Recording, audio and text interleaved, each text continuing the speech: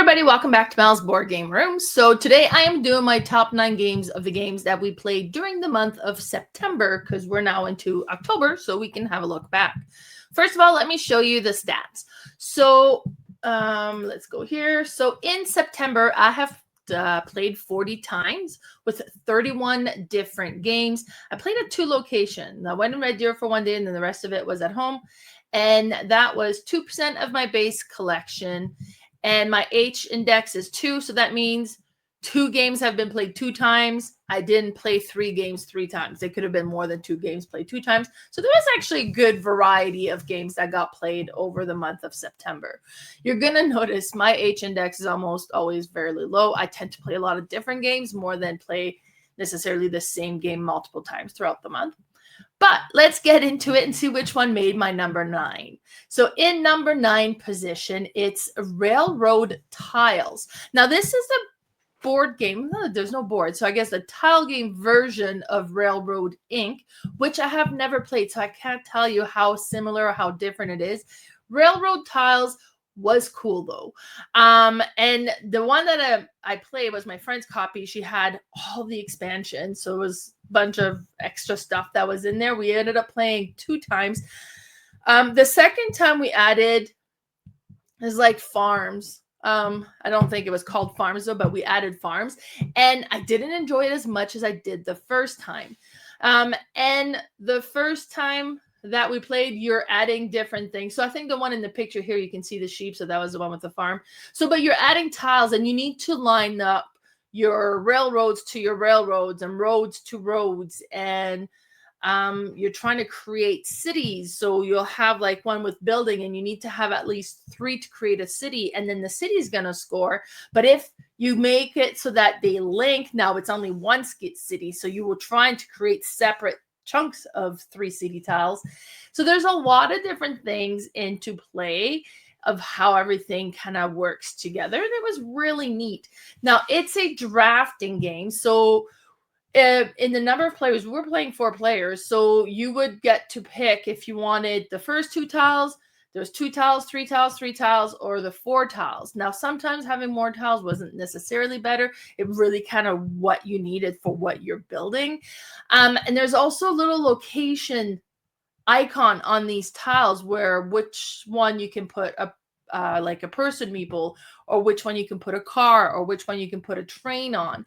And when you place those onto it, they're going to score depending on how long the road they're on before it goes from like a break in that kind of station to the next station or whatever. So you're trying to create a different length of it so that you can score higher as well. It was really neat, really interesting. This is one that I think would have a lot of replay because of like being able to change it up, except especially with the Deluxe edition. But it was a neat game and I'm glad I got to play it. Then in number 8 position is another game that we played with that same group at that same table the same day, and that is Wicked Christmas. And this game is wicked, just like it's in the name. Now, I have played this a few times now. We're nowhere near Christmas, so I'm going to play this a lot more at Christmas, but I am enjoying this game quite a bit year-round so far. Now, it was a Kickstarter that I backed. It delivered, I want to say, around July. And I've played it a few times. Now, from what I understand, it's based loosely, or it's based on a card game that was called Swoop with the regular deck of card. So this one definitely kind of adds a little bit to it. But basically what's going to be happening is you have a bunch of cards in your hand. I want to say 13, maybe 11, 13. But then you also have 3 stacks of cards in front of you, stacks of 3s, and the top one is face up. And you need to, or your goal is trying to get rid of all of your cards. And because if somebody gets rid of all their cards, any card you have left in your hand or in front of you, you're going to count for points and they're going to be worth points. So if somebody plays a 12, you can add to the 12. Or you can play lower, but you can't play higher. If you end up having to play something that's higher, you're going to take all those cards in that pile and they go into your hand, which is not good. This is a card shedding game. So you're trying to do that. Now, if you ever manage to have 4 of the same numbers together, this is going to create a blast. And it takes all of those cards and it discards them. So there's less risk of drawing cards. There's also blast cards that'll do that exactly. There's a couple of like mischief cards that's going to affect for somebody to draw a card or for somebody to get rid of their lowest card, different things like that. Those all explain on the card how it works. So you're going to be playing these ones. Now, what gets interesting is like, okay, well, I'm going to play an 8 and I have an 8 on my cards in front of me, so I can add that. But now that I've added that, the other 2 cards underneath are face down. I still need to play them, but I don't get to look at what they are. So if somebody plays a 10, I was like, well, 10 is a high number.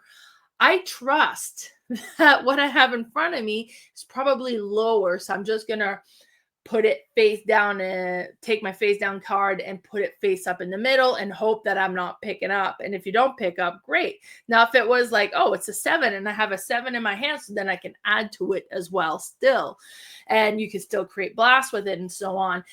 So very straightforward, simple card shedding game that is just so satisfying. I've played it so many times now. Absolutely enjoy it. And that is my number 8, Wicked Christmas. Then in number 7 position, we have Fishing. So Fishing has made my list last month. It's one that I play a lot. I knew I would love this game, so Rio Grande Games sent me a copy of it, and I have been loving it. So I've been playing it a ton. And this is a trick-taking game. But this is a trick-taking game that is so unique. So in front of you, you have your fisherman, you have your boat. And what's going to happen is you start with your starting hand, and we're going to be playing tricks. So whoever puts the first card, that color is going to be a suit. So if you're playing a red card, everybody must play a red card. Whoever has the highest number is going to take those cards, is going to put him on top of his fisherman. Those are going to be part of the tricks that he win. Each card you win in a trick is going to give you 1 point. So winning tricks are good. But what's going to happen is at the end of the round, whenever all the tricks are done, you're going to take all the cards that you won. You're going to count them. That's going to go in your score.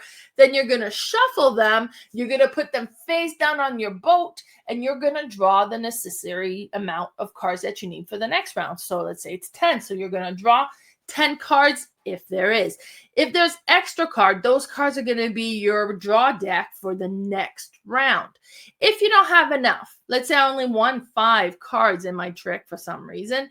So I'm going to count to 5, then I'm going to draw 5 cards from a deck that has better valued cards. So they're going to be higher numbers, or there's going to be green card, which is not available in the regular deck. And the green cards are trump suit. So if you're able to play those, it's trump, green wins. So, or you'll have some different cards that kind of does different things where it's like, okay, well, whoever wins the trick, I still get to go first as well. So you'll have some action cards as well. So it has a really interesting balance of you want to win tricks because those are points. Points is how you win. But you want to maybe not win a lot of tricks so that the tricks you do win all have higher numbers. And if you have less cards than necessary, you get to go and pick up some better cards that you can apply and make you hopefully get you to win better tricks or more tricks so that you have more points. So it is a really interesting balance. I absolutely love that about this game. And that's why Fishing is on my list again this month, and it is in number 7 position. In number 6 position, I played a game called An Age Contrived. Now, this is not my copy. I played my friend's copy. He picked it up at Gen Con, and this is a game that is amazingly overproduced. So each player have a little metal board that you're going to be putting things in, and you slide this tile in and it pushes the tile out in the end as you kind of be doing this. Then it has like a little flicker thing that will flick out stuff that you can add to the board. Now the flicker thing has no purpose other than, oh, it's kind of fun to flick stuff. Honestly, our table was so tight we weren't using the flick. At first I thought, I was like, so it's dexterity, you got to flick it and where it lands, and it's not. It's just purely getting stuff off the board. Now, the picture that I'm seeing here, I don't think they had those deluxe component. But you also have these little metal posts that sticks from underneath the board. And you have these magnet pieces that you're going to be adding on them because we're building these structures. And every time, it has a very strong area control elements to it. You're going to be traveling around the board. You're going to try to contribute towards adding these new pieces to the building.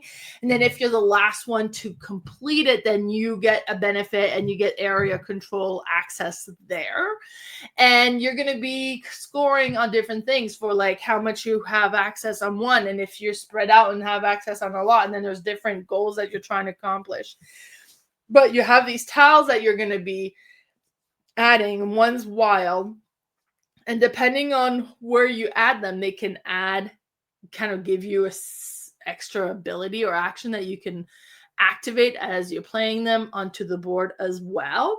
And then you have the tiles that shows which, and like you're going to get a tile that has cut out. You're going to put these tiles in there from your what's available on your board to put into there. And then there's a top option, and the top option is what gets flicked out and you're going to be able to put onto the board. Or there's the bottom action that you get to kind of take back, and it's kind of the cost associated with doing the action. And when you're complete that, let's say you've done those actions and the tile is gone, you can no longer activate that action until it's refilled. So there's different things that you can do to refill.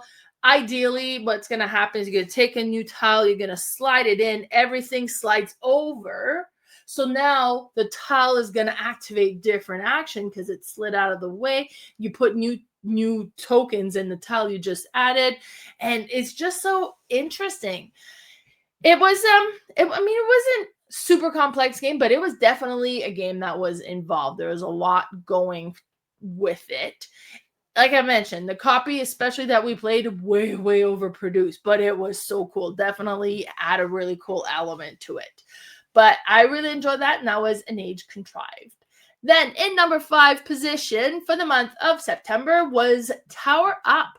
I bought this a little while ago from a friend, and I had opened it, looked at it, and it looked amazing. This is one of those games where the trays become the game. You just pull it out, then you're set up. And it just organizes everything for you. And then here's a look of it. So me and Lee ended up playing it, but it's an area control, but it's like a 3D area control. So what's going to happen is you're going to be placing a tower somewhere on this map. So you put the tower. Then when you put the tower, if there's any towers that is kind of one street over, you need to add to that tower as well. And that tower has to be the color that it is already initiated with. And you cannot put the same colored towers next to each other. So if I put a white tower here, I can't put it next to another white tower. But if it's next to a black and a brown tower, then I have to have the tower piece to add one to the black and one to the brown. And then if I want, I can put a roof on those towers, and that allows me to score that particular tower. And I would move my little industrial vehicle along that colored track. So if I'm adding a roof on the black tower here, then I would move my little dump truck in the black lane or however many spaces as there are levels to this particular tower. Now, you can add to those provided you're putting things around it that is available. So as the game progressed, it was like, wait, well, I'm never going to add to this one because there's no neighboring spot to be able to add that allows me to add onto it. So that will happen. But you have the trays in the back. All of them has all the top of the building that's in there. You have all of your towers or your roof that you have access to. You have your board with like the little vehicles that you're going to keep track of. And then you have this little caution cone that's going to go at the end, because at the end of the game, however many buildings you have a tower at the top showing, or a roof, that's going to give you points as well. So you count that to try to get as many points as possible. It was fun. It was so satisfying to play. The pieces fit into each other nicely, not as solid as like a Lego piece, but definitely held on really nice, so things aren't just falling apart all over the place. It was a great game. I really loved it, and this was Tower Up. Then in number 4 position for the month of September is Boon Lake. So I bought Boon Lake even before Tower Up. And I bought it from a friend. I got it here and I had never played it. So I was like, okay, I better play it. So I opened it and I had to punch it because it was unplayed. And then I set it up and it was all ready to go. And this is another one that is very interesting. First of all, your player board is amazing. You have all the pieces on there and everything is organized and looks so good. And then on the side, you have all of these like little window opening things. And eventually you can buy levers that's going to cover that. And then you can activate the action of that one by dropping your lever if you wish. But then if you do that, you don't get the bonus points of having an unused lever. So there's benefits in not using them. There's benefits in using them. But before you can use them one way or another, you need to purchase them. This is also really interesting action selection because you have all the actions that you can do. And based on the action is how many, like on how high the action is how far you can go down the river. And where you land on the rivers gives you a different reward as well. So you're trying to hit kind of all of those. And then when you do the action, you move your boat, you take the action, you move it down, then you slide it up. So then it slides these things up. And then the bottom things now is not going to give you any movement on the river. So you're trying to activate different action. And then each one of those have the actions that you do. And then there's the lesser action that you and all the other players can do as well. And it has a Catan-ish feel because you're going to be adding tiles onto the board. And there's like an area control aspect on there as well. And you can place buildings on there. You can place settlements. You can place different things on there. And then as you take things off the board to put onto it, it unlocks kind of rewards or resources that you can collect from onto your board as well. It was cool. This was such a neatly designed, clever game. It was really cool. I just set it up, played it real quick to kind of learn it. So it was just 2 players. I do want to play it with a higher player count, play it with different people and see how it stands up. But it was really cool. So that was my number 4, Boon Lake. In number 3 position, we have March of the Ants, and I have the Evolved Edition. This is a Kickstarter that arrived recently, and I was looking at it and I'm like, I don't remember backing this at all. So, but it sounded good. Like I'm reading the information about it. I was like, okay, well, I can see why I backed it. It sounds good. And this is a reprint of the original version. And we ended up playing it. Now, keep in mind, when we played it, we played a lot of rules wrong at first. But as we kind of corrected things that would go, and I was like, oh, okay, actually, that makes it even better. So you start with just the middle tiles. You have ants. You have a bunch of little tokens that are ants. And when they're on the side of your player board, they are eggs. When they go into the larva chamber, they are larvae. And when you move them from the larger chamber into the tiles, now they are ants. And that's important of what they are and where they are, because sometimes certain cards are going to have costs and you have to spend 2 ants. Then you got to take them off the main board. If you're playing larva, then you can take them off your player board. And you never pay eggs because those are just like an unlimited supply on the side of your, I don't know if it's unlimited, there's a bunch of them, but you have like a supply on the side of the thing. So there's no cost that requires that. This is another one where you'll have different actions that you can do. And when you do that action, there is a reaction that can be done as well. Here's the first mistake we were doing. We were playing the game. We were doing the action. We were doing the reaction. That's not how it works. You do the action. Every other player gets to do the reaction. So that would have been so much better because we would have been able to do so much more, because every time a player went, we would have been able to do something. So we fixed that kind of like almost towards the end. So I think it's going to be even better. But you also have, and you can see at the top of the screen there, so you have your player board, there's an ant on there, and you can buy upgrades for your plant. Now, if you have a head upgrade, you're going to have more, what's like more fighting power, so that, because there's a area control element to it where you're going to battle each other on the board if you're in the same segment. So having a upgraded head makes you more powerful. Then you have the thorax, and having an upgrade thorax is going to give you more reaction that you can do. So then that is good. And then having an upgraded, it's not butt, but it's their butt. Is it the stomach? Anyways, but if you haven't upgraded that, it makes it that when you have to feed your ants at the end of the round, each seed is going to be able to feed more ants. So you're not going to require as much food. So the whole thing was so interesting. The area control, like the things, we enjoyed it. Everybody who played it, we really enjoyed it, but we do want to try it out playing all the proper rules. And I think the game is going to be just even better once we're able to do that. But that was March of the Ants Evolved Edition, my number 3. Then in number 2 position is Lord of the Ring Fate of the Fellowship. And I've played this. This is based on Pandemic. So it's basically Pandemic with a Lord of the Ring theme attached to it, but it really makes it story rich, and it plays differently because you'll have different goal every time. You can play different characters. You're going to be controlling 2 sets of characters. Now, some of them are groups of 2, like the hobbits. There's 2 of them together that hangs out, while the other ones is just a 1 character. And then you're going to be doing 3 actions with one of your character, 1 action with the other. You get to pick how you want to do that.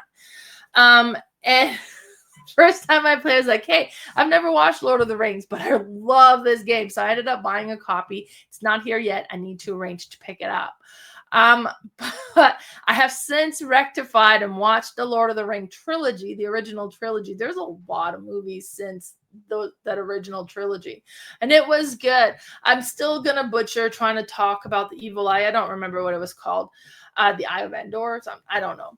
But it was good. Let me show you. So the whole map is the map. You got to go and you got to complete these different goals. And most of the time is moving troops, because you have the elf, you have the dwarf, and you have the humans that you're going to be able to move. And actually, now that I watched the movie, that makes so much sense thematic wise, because the bad guys are attacking in different locations, and you need to kind of pull together. Okay, we need to defend here. Now we need to pull together. We need to defend here. So yeah, that makes sense. Now that I've watched the movie, this game is that much more thematic. So there's that, and then there's different goals that you need to do. Then you need to reach to be able to destroy the ring at the end as your final. Now I don't know if that's the same final goal every time. It would make sense that it would be, but the other goals definitely can be changed. And then you have your card where you're going to flip them over every round. And when you flip it over, the previous card, whether it's a red flag or a black flag, will indicate which part of the card you must affect. And then there's like routes, and then the troops, like the bad guy troops, are going to move along the route. So it says, okay, well, if you're going from this to this on that route, any guys that are on there are going to move 1 step closer. And eventually, if they can take over locations, and they're, then you're under siege, and then they can take over, and then it's like not good. And then instead of outbreaks that you're keeping track, it's hope. And if you ever lose hope all the way and there's no hope left, you lose. So it was so neat. I love this game. That was my number 2. Fellowship of the Ring. Then in number 1 position for the month of September was at Car Treat in Red Deer when I was over there, and we played SETI. And SETI was so good that I bought my own copy, so it just arrived this week. So SETI was so good. So it's SETI Search for Extraterrestrial Intelligence, and the way that it does is you're searching, you're scanning for to see if there's intelligent life out in the universe. And then you can send out your satellites, or your satellites into the solar system, and then once you land on a planet somewhere, you can choose to land onto the planet or orbit the planet, and that's going to give you different things that you can activate with that. But you can also land on the moons of that particular planet if it has moons, and then you kind of get the benefits of that. And then eventually you're going to be putting these kind of feelers out there to see, and then you may end up discovering an alien species, and that can change every time. I believe there's 5 different species that you can discover, and you would flip that over, and then it gives you different things that you can kind of produce or kind of try to get tokens added onto it. The whole thing, I was so impressed. It was so good, which is funny because when we did our top 9 games of games we should love but don't, this was Carla's, like, I think number 1. And I was like, oh, and then I was kind of like, I don't know if I want to play it then. Like, if she is wrong, this is so good. So I'm not sure why she didn't like it. Maybe it's the theme. She's not big on galaxy or, space theme. Or area control aspect, maybe. I don't know, but I absolutely adore this game. I thought it was great, so that's why I got my own copy. So that was the top 9 games of the month of September. Here's a recap of them all here. So it was like small games, big games, a little bit of everything in there. Here's a look at the stats again. So that was 40 plays of 31 different games. Play with 18 different people at 2 different locations, and it was a great month for board games. And here's all the other games that I have played that might not all be showing in the list because they can't all be top 9s, unfortunately. But here is the games I played. So if you want to follow me, you can follow me on Facebook. My Facebook page is Mel's Board Game Room. I'm also on Instagram at Mel's_boardgame_room, as well as my podcast with my friend Carla, the Board Game Specialist. So be sure to check out that episode with our top 9 games that we should love but don't, and see what she had to say about SETI. And then we have the YouTube channel called Mel Board Game Room. Thanks so much for tuning in. Bye, everybody.